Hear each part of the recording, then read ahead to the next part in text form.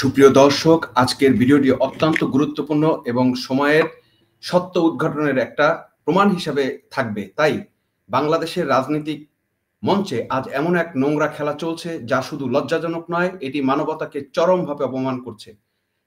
আমরা কথা বলছি সাবেক প্রধানমন্ত্রী বিএনপি চেয়ারপারসন খালেদা জিয়ার অসুস্থতা নিয়ে চলমান বিতর্ক এবং এর আড়ালে লুকিয়ে থাকা গভীর ষড়যন্ত্র নিয়ে। তীব্র গুঞ্জন এবং কিছু বিশ্লেষকদের দাবি কেন্দ্রে যে প্রশ্নটি ঘুরপাক খাচ্ছে তা হলো, খালেদা জিয়া কি জীবিত?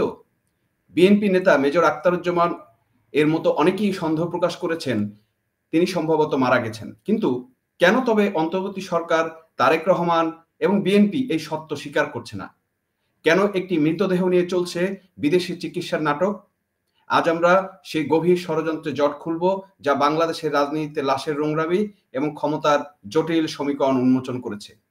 আমরা প্রথমে একটু দেখে আসবো সর্বশেষ যে নিউজটা আছে তার বিষয়ে, সেই নিউজটা আমরা একটু দেখে আসি, তারপরে বিশ্লেষণে যাব।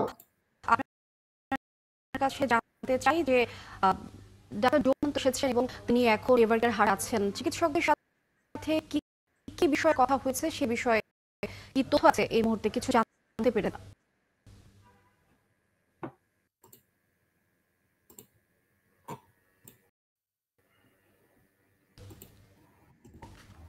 দেখলেন জুবাইদা রহমান এই মুহূর্তে হাসপাতালে গিয়েছেন, তার স্বাস্থ্যের খবর নিচ্ছেন, এরকম বিষয়টাই আমরা জানলাম।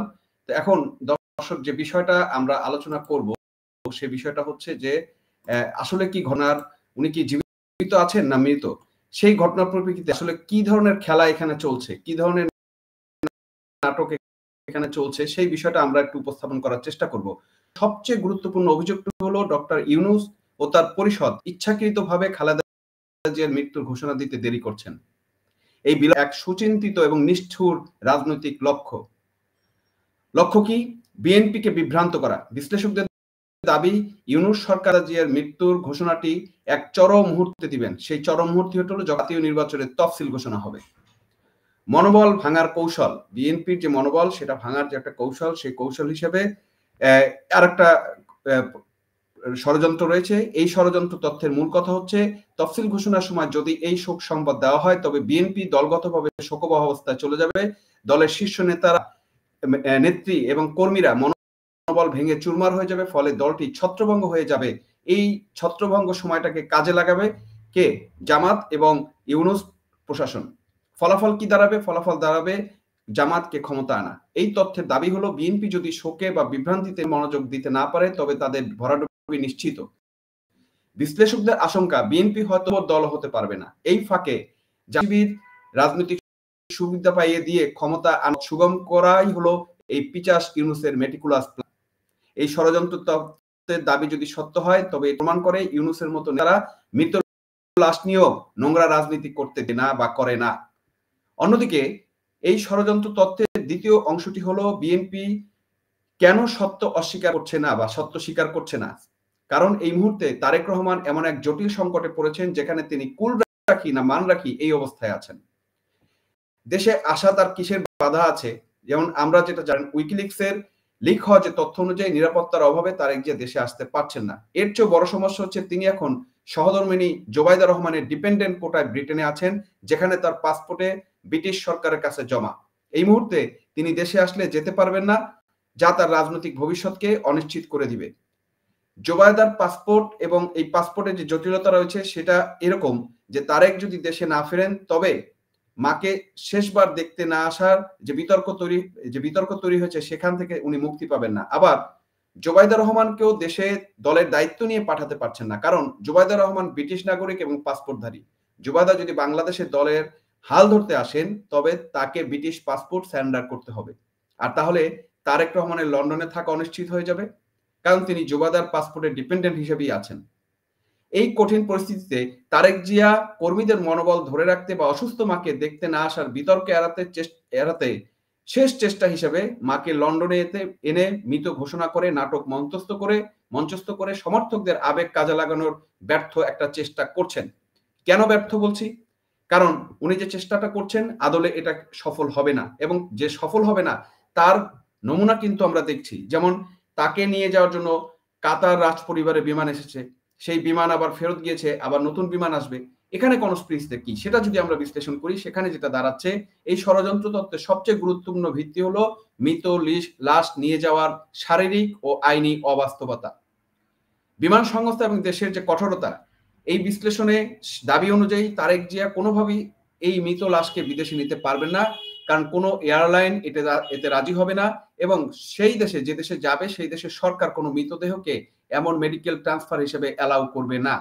কাতার কেন প্রত্যাখ্যান করলো? এজন্যই কাতার রাজ পরিবার রাজকীয় এয়ার অ্যাম্বুলেন্স এই রাজনৈতিক ষড়যন্ত্রের অংশ হতে চায়নি বলে তারা এখান থেকে সরিয়ে গেছে বলে আমার বিশ্লেষণে মনে হচ্ছে। যখন তারা জানতে পারে পরিস্থিতি কি, তখন তারা ক্যাটাগরি ত্রুটির বা কারিগরি ত্রুটির নাম করে ফিরে গিয়েছে। বিশ্লেষকদের দাবি, রাজকীয় এয়ার অ্যাম্বুলেন্স কারিগরি ত্রুটি হওয়া প্রায় অসম্ভব। তারা একটি লাশ পরিবহন করে আন্তর্জাতিক ষড়যন্ত্রের অংশ হতে চায়নি, তাই উসিলা দিয়ে ফিরে গিয়েছে। এরপরে আসে জার্মান থেকে আরেকটা কাতার এয়ারলাইন্সের আরেকটা বিমান আসবে, সেই নাটক, এবং যেটা আমরা জানি যে আজকে বিকাল 5টা বা 7টার মধ্যে চলে আসার কথা এবং খালেদা জিয়াকে নিয়ে ফ্লাই করার কথা। কিন্তু আমরা কিছুক্ষণ আগে জানতে পারলাম যে এই জায়গাটাও হচ্ছে না। ওনাকে 9 ডিসেম্বর এই ফ্লাইট আসবে এবং 10ই ডিসেম্বর ওনাকে নিয়ে ফ্লাই করবে। তার মানে আরেকটা নাটক কিন্তু এখানে হয়ে যাচ্ছে। এই ঘটনাগুলো স্পষ্ট ইঙ্গিত দেয় বিদেশের চিকিৎসা বলে যা চলছে তা আসলে একটি মৃতদেহ পরিবহনের ব্যর্থ চেষ্টা ছাড়া আর কিছুই নয়। এই ষড়যন্ত্র তথ্যকে আরো শক্তিশালী করেছে জুবাইদা রহমানের সাম্প্রতিক বক্তব্য। আপনারা স্ক্রিনে দেখছেন জুবাইদা রহমানের একটা বক্তব্যে উনি বলছে দেশে চিকিৎসা নেওয়ার আগ্রহের কথা পুত্রবধূ জুবাইদাকে জানিয়েছেন বেগম খালেদা জিয়া। এখন প্রশ্ন হচ্ছে, খালেদা জিয়ার কি আসলে হুঁশ আছে?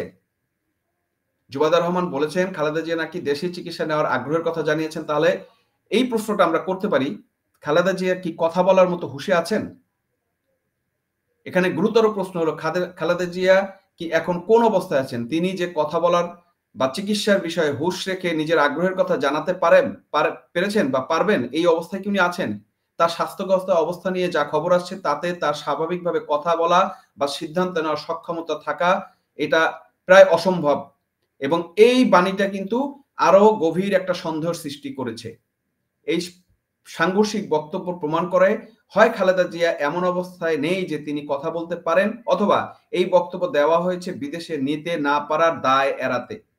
দর্শক খেয়াল করবেন, হয় খালেদা জিয়া এমন পরিস্থিতিতে নেই যে তিনি কথা বলতে পারেন, অথবা এই বক্তব্য দেওয়া হয়েছে বিদেশে নিতে না পারার দায় এড়াতে। এখন এই সমস্ত ঘটনা প্রবাহে এটাই ইঙ্গিত দেয় যে খালেদা জিয়ার চিকিৎসায় বিদেশে যাওয়া হচ্ছে না, এটা প্রায় নিশ্চিত। সবচেয়ে বড় সন্দেহ, উনি বেঁচে আছেন কিনা। যদি এই বিশ্লেষণ এবং ষড়যন্ত্র তথ্যের দাবিগুলো সত্য হয়, তবে দেশের রাজনীতিতে এমন এক নোংরামি ও নাটক চলছে যা দেশের রাজনীতির ইতিহাসে সবচেয়ে কালো অধ্যায় হিসেবে চিহ্নিত থাকবে। একটি মৃতদেহকে রাজনৈতিক হাতিয়ার হিসেবে ব্যবহার করা, একটি দলকে ধ্বংস করার জন্য মৃত্যু ঘোষণা বিলম্বিত করা এবং বিদেশে বসে আইনি জটিলতা এড়াতে আবেগের নাটক মধ্যস্থ করা, এসবই প্রমাণ করে বর্তমান রাজনীতির মানবিকতা, নৈতিকতা এসব থেকে অনেক বহু দূরে। খালেদা জিয়ার অসুস্থতা, মৃত্যু নিয়ে যে গভীর ষড়যন্ত্র নাটক চলছে তা স্পষ্ট, আর এই নোংরামির শিকার হচ্ছে দেশের কোটি কোটি সাধারণ মানুষ। আপনাদের কি মনে হয় এই ষড়যন্ত্র তত্ত্বের দাবিগুলো কতটা যুক্তিযুক্ত? এই পরিস্থিতি বিএনপি এবং তারেক রহমানের কি করণীয় হতে পারে? কমেন্ট করে জানাবেন, এবং আমাদের বিশ্লেষণটি যদি ভালো লাগে ভিডিওটি লাইক করবেন এবং শেয়ার করবেন এবং ছড়িয়ে দিবেন। ধন্যবাদ বন্ধুরা, এই পর্যন্তই, দেখা হবে পরবর্তী ভিডিওতে।